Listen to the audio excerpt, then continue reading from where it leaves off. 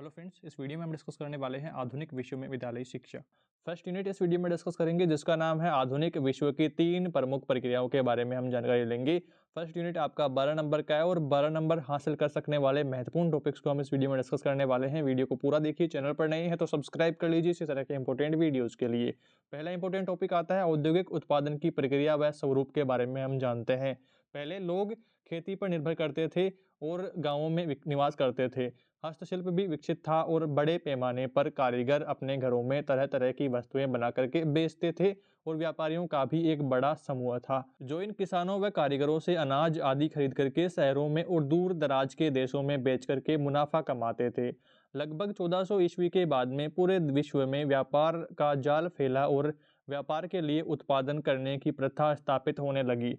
Europe में इसके कई दूरगामी सामाजिक परिणाम हुए, जैसे व्यापारियों के हाथ अत्यधिक पूंजी का इकट्ठा होना तथा कारीगरों का व्यापारियों के नियंत्रण में आ जाना।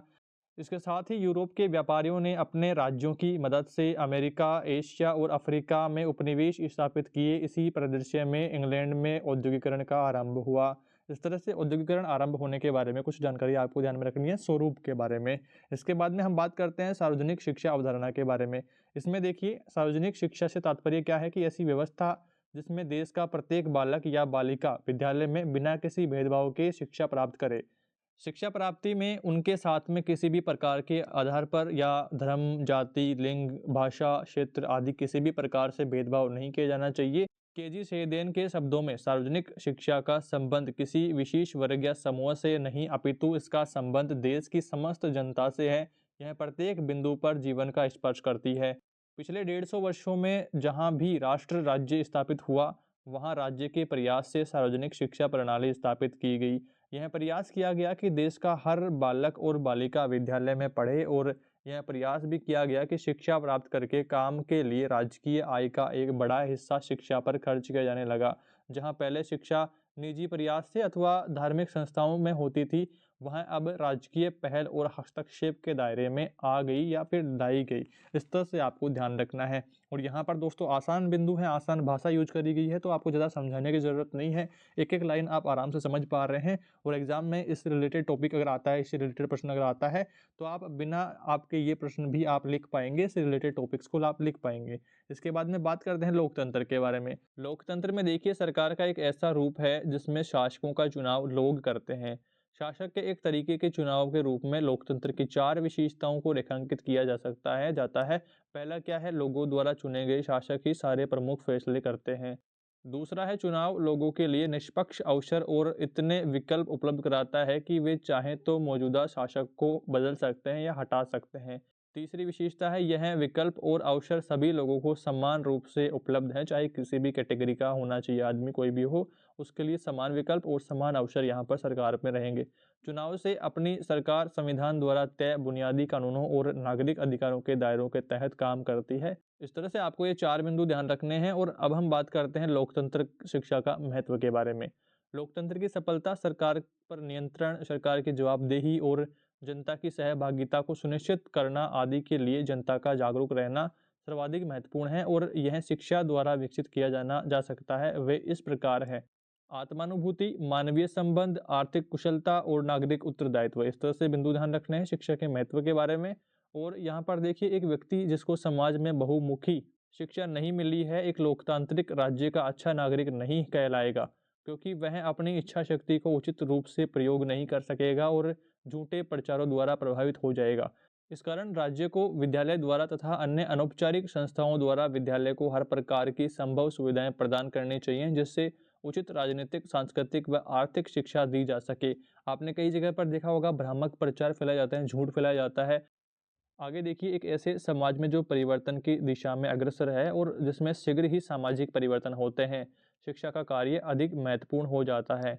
और जिसमें शीघ्र यह आवश्यक है कि ऐसे समाज के सदस्यों को इस प्रकार की शिक्षा दी जाए कि उनमें सामाजिक समस्याओं के संबंध में उचित सूझ का विकास हो सके तथा वे सरलतापूर्वक अपने आप को नए वातावरण में व्यवस्थित कर ले। और शिक्षा को समाज तथा उसके परिवर्तन के साथ में परिवर्तित होते रहना चाहिए, क्योंकि शिक्षा समाज तथा उसके सापेक्ष है। इसके बाद में हम बात करते हैं लोकतंत्र के गुणों के बारे में। इसमें देखिए वर्तमान लोकतांत्रिक शासन प्रणाली की निम्नलिखित विशेषताएं या गुण हैं। पहला गुण क्या है? लोगों द्वारा शासकों का चुनाव किया जाता है। लोकतंत्र शासन का ऐसा रूप है जिसमें शासकों का चुनाव लोग करते हैं। लोकतंत्र में अंतिम निर्णय लेने की शक्ति लोगों द्वारा चुने हुए प्रतिनिधियों के पास होती है। इसके बाद में दूसरा बिंदु है निष्पक्ष एवं स्वतंत्र चुनाव। लोकतंत्र निष्पक्ष और स्वतंत्र चुनावों पर आधारित रहता है। इसके लिए जरूरी है कि लोगों के पास में चुनने के लिए विकल्प भी उपलब्ध होना चाहिए, यानी एक से अधिक पार्टियां होनी चाहिए जिनकी नीतियों में अंतर होना चाहिए। लोकतंत्र के लिए सिर्फ चुनाव कराना ही पर्याप्त नहीं होता है, उनमें चुनाव में एक से ज़्यादा असली राजनीतिक विकल्पों के बीच में चुनने की स्थिति भी होनी चाहिए। लोगों के पास यह विकल्प रहना चाहिए कि वे चाहें तो शासक दल को गद्दी से उतार दें। इस प्रकार लोकतंत्र निष्पक्ष और स्वतंत्र चुनावों पर आधारित होना चाहिए ताकि लोगों के लिए शासक की जीत हार का समान अवसर होना चाहिए। इस तरह से ध्यान रखना है। इसके बाद में तीसरा बिंदु आता है सार्वभौमिक वयस्क मताधिकार के बारे में। मताधिकार देने का सबको समान अधिकार है।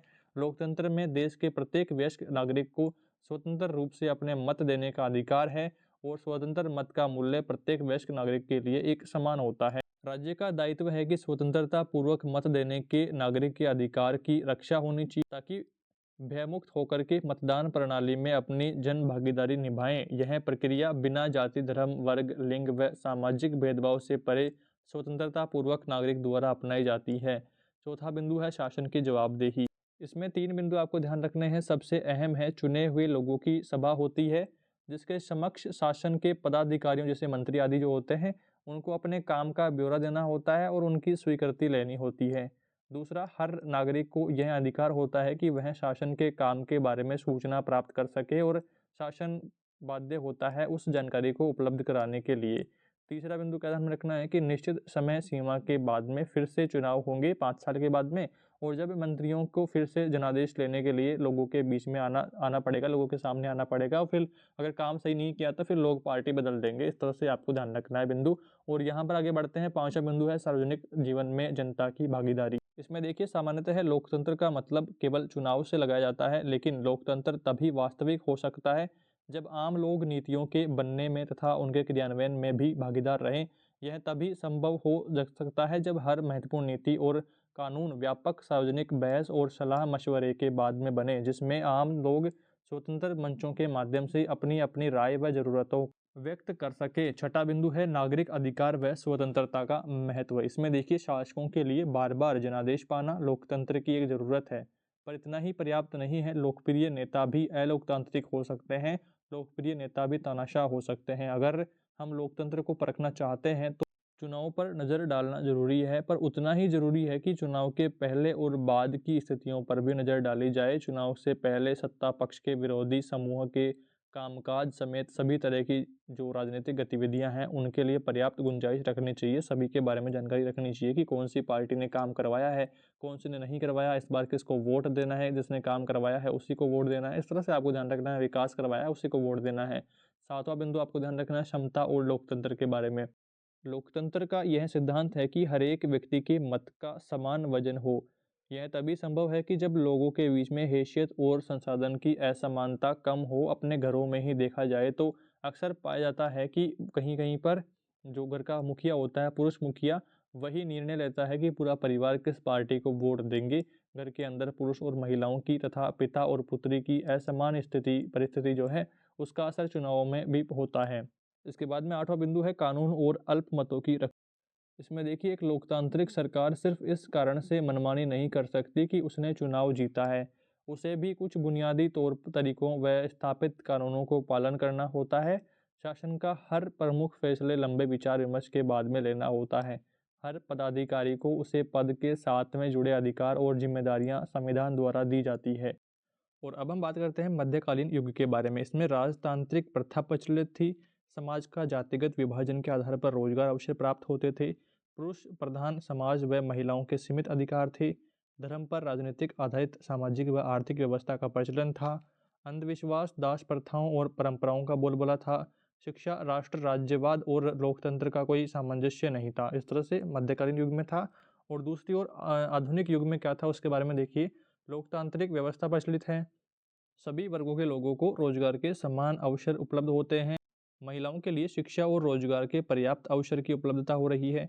धर्मनिरपेक्षता पर आधारित राजनीतिक व आर्थिक व्यवस्था का प्रचलन हो रहा है। तार्किकता, वैज्ञानिक और बंधन मुक्त प्रथा का बोलबाला हो रहा है। और शिक्षा, राष्ट्र तथा राज्यवाद तथा लोकतंत्र में सामंजस्य भी स्थापित हो रहा है। तो आधुनिक वर्ग और जो ये मध्यकालीन युग है, दोनों के अंतर्गत आपको बातें ध्यान रखनी है। इस तरह से आपका फर्स्ट यूनिट यहाँ पर कंप्लीट होता है। आई होप आपको ठीक तरीके से सारे बिंदु, सारे पॉइंट समझ में आ गए हैं। फिर भी कोई डाउट रहता है, फिर भी आपकी कोई समस्या रहती है, कमेंट करके जरूर बताइए। चैनल पर नए हैं तो सब्सक्राइब कर लीजिए इसी तरह के इंपॉर्टेंट वीडियोज़ के लिए। जल्दी मिलेंगे अगले यूनिट के साथ। Thank you for watching this video.